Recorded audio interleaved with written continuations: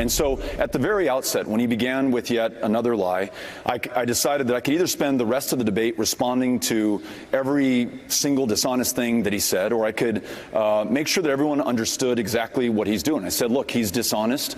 It's one of the reasons that he got tagged with this nickname, and that nickname resonates because it's true. But I got to tell you, it's not something that I feel totally comfortable with, and perhaps in the heat of the moment, I took a step too far. That was Beto O'Rourke at a town hall last night talking about whether he regrets resurrecting Lyin' Ted at Tuesday night's Senate debate. This was a new take on when they go low conundrum, and now he'll have to deal with the low road again. The president tweeting this afternoon, quote, Beto O'Rourke is a total lightweight compared to Ted Cruz, and he comes nowhere near representing the values and desires of the people of the great state of Texas. He will never be allowed to turn Texas into Venezuela. He's obsessed with Venezuela. For Trump, this one might be personal. Listen to how Beto O'Rourke answered a question about impeaching him. I do think there's enough there for impeachment, and if asked, I would vote on it. Now, I have not made this the mission of the campaign. I've never called for it at a rally, never sent a campaign email out about this. I'm not on any articles of impeachment for all of the reasons that I just gave you. I'm focused on the future. But yes, I want to answer your question honestly, and I think there's enough there to make sure that we move forward. And with 18 days to go until Texans vote, O'Rourke still has a long way to go in the polls. He's down 7 points to Ted Cruz in an average of all the polls. But some good news for O'Rourke. Today, the Houston Chronicle endorsed him, and that's no gimme for the Democrat. As Axios reports, the Chronicle endorsing O'Rourke is a sharp turn away from the paper traditionally endorsing Republican candidates. It endorsed Mitt Romney over Barack Obama in 2008 and both George H.W. Bush and George W. Bush during their presidential campaigns. Matt, Jennifer, and Doug are still here. Doug, talk to me about how Beto's success as a candidate could instruct the future regardless of how this race turns out. Because it seems that we're talking about him. We've covered this race more than any other, and we're not blind to the polls. But there's something about the way he talks. He seems to be one of the few politicians on either side of the aisle trying to grow the tent and trying to answer questions in the old-fashioned way, honestly and with some substance. He's not out of central casting. He's very authentic. And I think one thing that when people really took notice of him was when he was asked a question in a town hall by a Republican about NFL players kneeling. Mm-hmm. And he gave a very passionate, honest answer.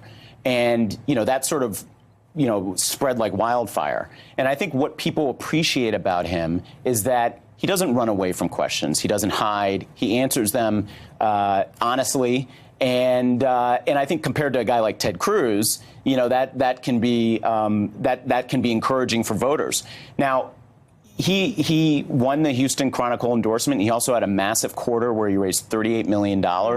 This has always been a tough race, though. I mean, the fact that we're talking about Texas, no one thought we'd be talking about Texas as a Senate race. No one thought we'd be able to raise money to compete against Ted Cruz. But it's interesting to see Donald Trump defend Ted Cruz after the spat that they had in 2016. Matt Miller, I want to ask you a question about how you take what Beto also seems to be doing is he's not buying the narrative that things are so bleak for Democrats. There is this resignation setting in among Democrats. I see it on camera. I see it off camera. They slump. The body language is different. They feel defeated. The midterms are 18 days away. They think the Kavanaugh getting on the Supreme Court changed the dynamics. That's probably only a little bit true. I mean, there's something that happens. Both partisans come home as Election Day nears. But there's something about his optimism, and there's something that reminds me of President Obama, of George W. Bush before he was running nationally. There's something about just the it factor that he possesses. Yeah, there are a few lessons to learn from his campaign. One is as Doug was saying, it's be yourself.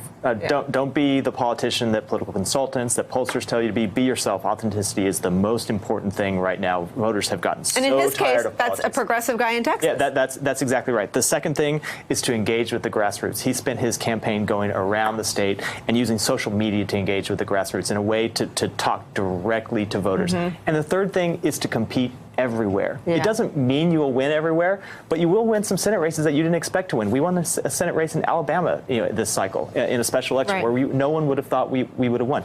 Beto may not win, but the grassroots impact that he will have will probably pull other Democrats over the line.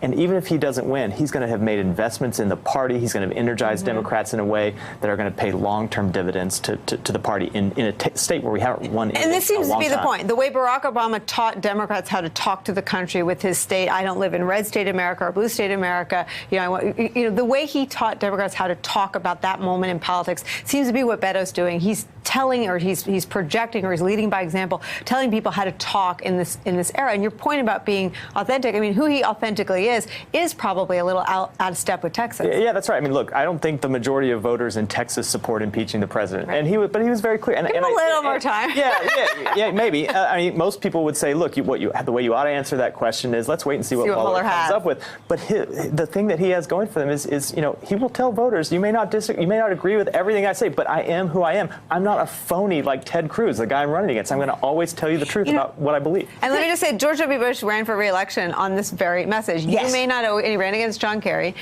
who famously said, I voted for it before I voted against it about supplemental military funding. But George Bush said, and the Iraq War was very unpopular, there was already a lot of economic angst. George W. Bush said, you may not always agree with me, but you'll always know where I stand. That's what Beto seems to be channeling. Exactly. And there's sort of a technical thing that he does. He is completely fluid. He talks from the diaphragm up. There are so many politicians who either screech, they turn it up way too high because they're faking emotion, or they're way too reticent and too brittle. Where's Ted Cruz talking from? Is it his nose? I'm not one to talk. But. Yes, good golly.